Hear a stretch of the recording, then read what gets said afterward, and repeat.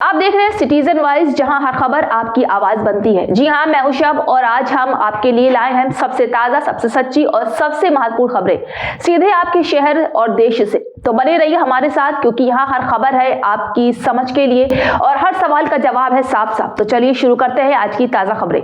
Middle east में हालात तेजी से बदल रहे हैं और ईरान इजराइल युद्ध अब एक बड़े अंतर्राष्ट्रीय संकट में बदलता जा रहा है। 2026 की शुरुआत में अमेरिका और इजराइल ने ईरान पर बड़े पैमाने पर एयर स्ट्राइक शुरू की। इसके बाद ये संघर्ष खुली जंग में बदल गया। इन हमलों के जवाब में ईरान ने मिसाइल और ड्रोन से इजराइल, अमेरिकी ठिकानों और खाड़ी देशों को निशाना बनाया, जिससे पूरे क्षेत्र में तनाव चरम पर पहुंच गया।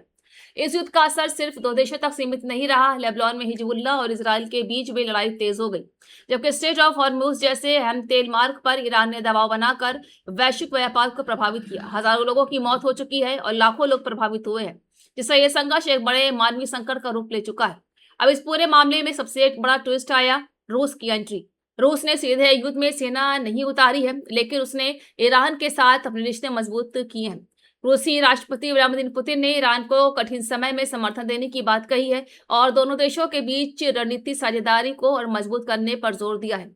रूस की भूमिका सिर्फ बयानबाजी तक सीमित नहीं मानी जा रही है। रिपोर्ट्स के मुताबिक रूस ईरान को खुफिया जानकारी, तकनीकी मदद और कूटनीतिक समर्थन दे रहा है, जिससे ईरान अपनी सैन्य स्थिति मजबूत कर पा रहा है। हालांकि रूस ने अभी तक सीधे सैन्य हस्तक्षेप नहीं किया है और वो खुद को एक मध्यस्थ के रूप में पेश करने की कोशिश कर रहा है।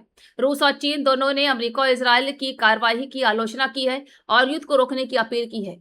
रूस बार बार बातचीत और कूटनीति की बात कर रहा है, लेकिन साथ ही ईरान के साथ अपने संबंधों को मजबूत कर रहा है। इस बीच ईरान ने भी संकेत दिए हैं कि वो बातचीत के लिए तैयार है, लेकिन उसने शर्त रखी है कि अमेरिका अपने पहले प्रतिबंध और सैन्य दबाव खत्म करे।